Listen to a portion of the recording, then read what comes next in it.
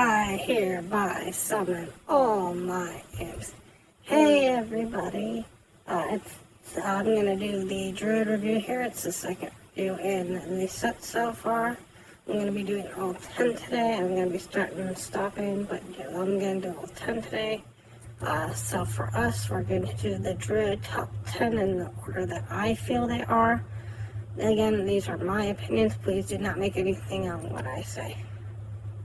So for me, the 10th card in here, the worst card in Druid, is the Nightshade Bud. Nightshade Bud is an 8 mana card that says, choose one, discover a minion from your deck to summon, or cast a spell, or spell to cast. It's just too little too late. I'm not sure what minion you're looking for. Why spike hits. I'm not sure what minion you're looking for. I'm not sure what spell you're trying.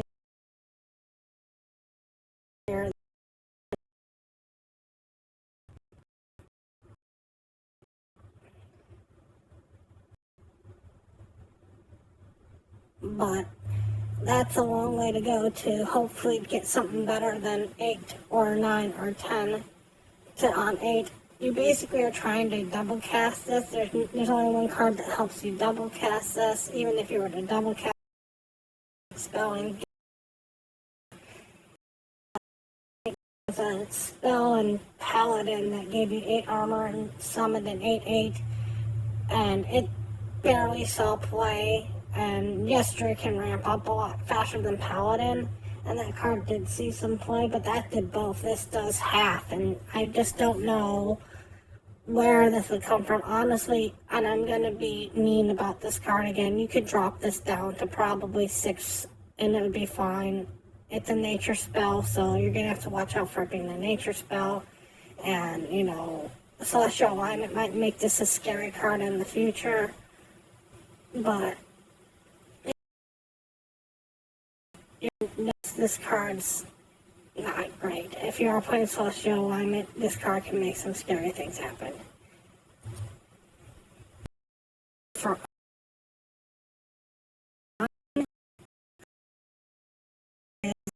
Plot of Sin. Plot of Sin is a card that says summon 2/2 Treants, infuse 5, summon 5/5 Ancients instead. It's a fair card for 3. Summoning 2/2/2s for 3 is basically about fair. If you can infuse it, you get some 5/5s. It's not good, it's not bad, it's just fair. This is one where the first half's going to be fine, the second half's going to be better if you have both in your hand, because the second half already has 2 minions down, so you just need 3 more to get the 5 to infuse. The problem I have with infuse is, again, you need the card in your hand. And that's the problem. The card has to be in your hand when the minions die. And that's my problem with the keyword infuse all the way along the way. Is a lot of infuse can almost be brought down by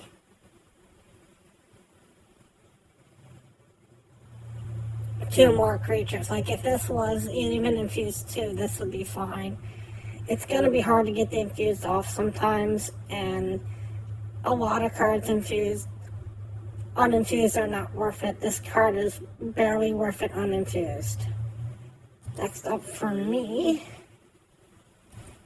is going. So card number 8 for me is the Death Blossom Whopper. The Death Blossom Whopper is the 6 mana 7/6 that has Death Rattle, battle card, draw Death Rattle, and gain its Death Rattle. I'm not sure what Death Rattle you want to have, and we're even going to talk about the best Death Rattle to get on this in a second. But there are death rattles where you're just happy to get the death rattle. If you run a deck that has some good death rattles in this, this is going to draw you that card. Get that good death rattle.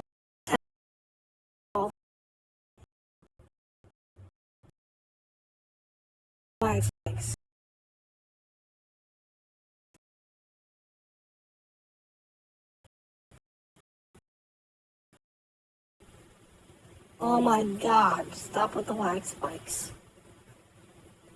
And if you're going to do death rattle, this is just going to be another good death rattle. After that fact, you can almost use this in a deck where you only have 2-3 good death rattles, and you're basically just using this to get that good death rattle effect. So you don't need to run a whole death rattle package to get this.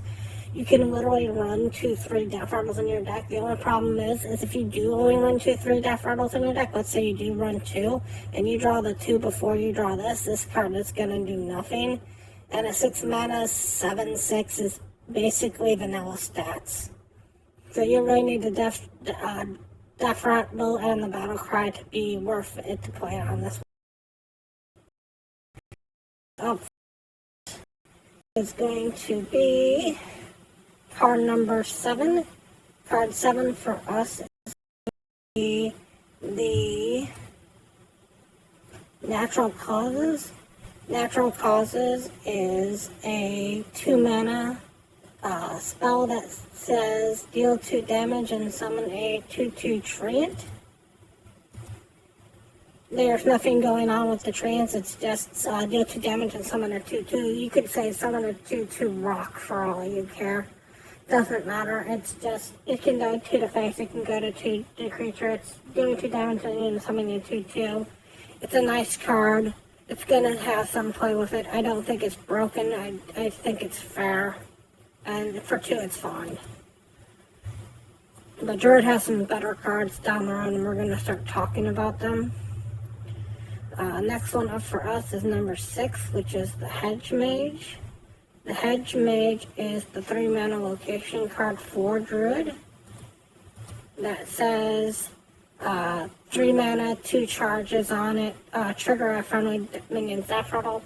There are death rattles in the game already that aren't in the set. There's a couple good death rattles that are in this set. There are going to be death rattles in the mini set, most likely. There's going to be death rattles in the next set. Death rattle is an evergreen word. As long as death rattle exists,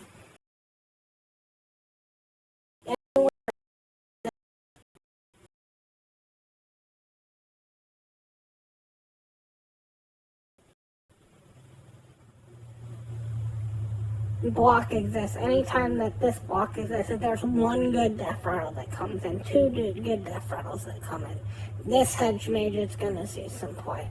So it might not be this set. This set has some good ones, but you got to look into seeing what's happening down the road, down the future. You don't need it to be a Druid card with death rattle. You just need a good death rattle, and this card's going to be good. Play it on 3/3. It's not a bad turn to skip. Especially for Druid. You're skipping 3 a lot of times anyways, or you're playing a bad 3. Unless you're playing like the most ridiculous aggro, you can skip a 3 and be fine. Next up for us is going to be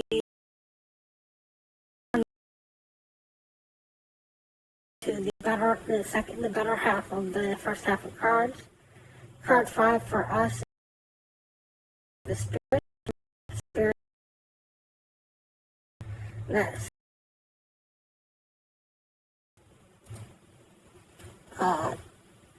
cast 10 mana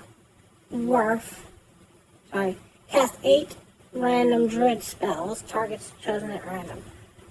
I'm just glad that right now we don't have Survival of the Fittest, otherwise this card might be the most broken card in the world to catch Survival of the Fittest.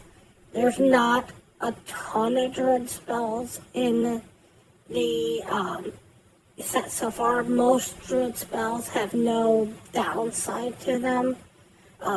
It's gonna be funny if you cast another Convoke the Spirits off of this, maybe they have to hard code it so you can't get another Convoke the Spirits off of this. Because theoretically you could.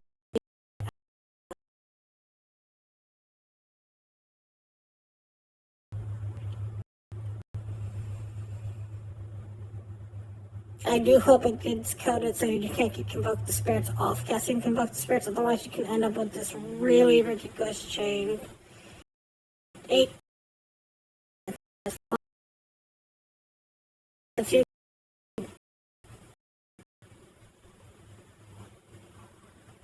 that you want to cheat out with someone with like the 8 card that was before. But even if you don't cheat this out, playing this on 10 is fine. Guff is gonna play this. You're gonna slide into there. Just so much randomness out of here. The Yogs are on, but with better outcomes. Next up for us is card number 4. Card number 4 for us is Planted Evidence. Planted Evidence is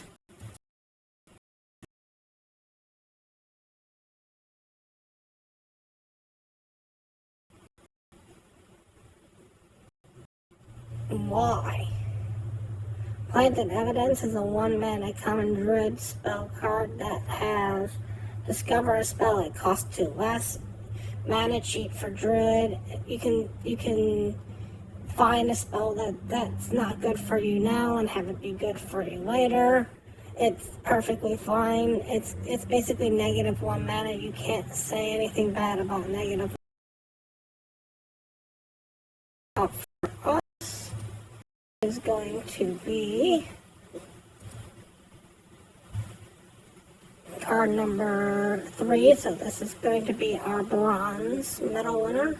The bronze for us is going to be the Widow Bloom Seaman.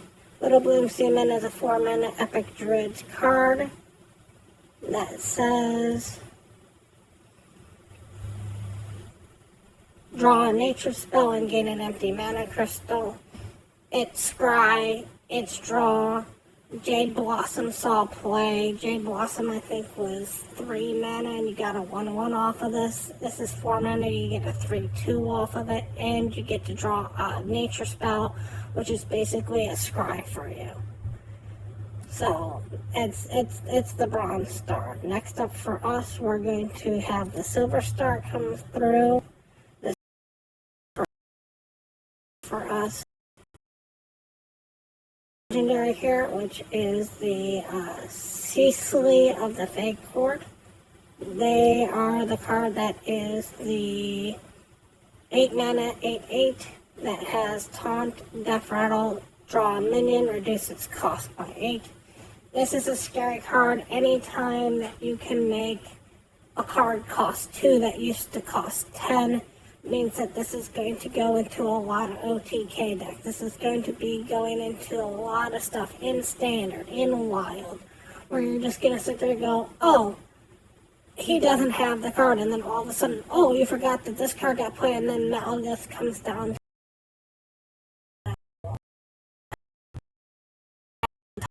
with Guff, and this basically says that, hey, I'm going to draw another minion, and it's going to be scary. You don't know what minion I draw.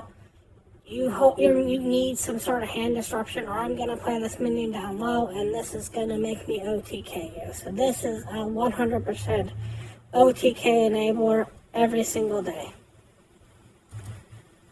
And the last card for us, the best card for Druid, in my opinion, is going to be the Topiary of the Shrubagores. I'm not sure how you actually are supposed to pronounce that. I do apologize for butchering every single name that I butchered.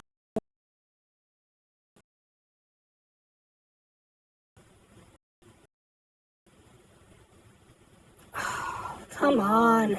This will run through when I butcher names. This is the 7 mana legendary Druid card that says if you draw for the rest of the game, if you cast a nature spell, you get a 3/3 refresh. would be in a lot of senses a quest reward. If Druid had this as their actual quest reward, you wouldn't be shocked if Druid had this as their quest reward. It's 7 mana 5/5, and there's going to be times where you play Celestial Alignment and just giggle as every single turn you play a nature spell and summon out a 3/3 refresh. 7 is not impossible to play a 5/5. It's fair for 7 5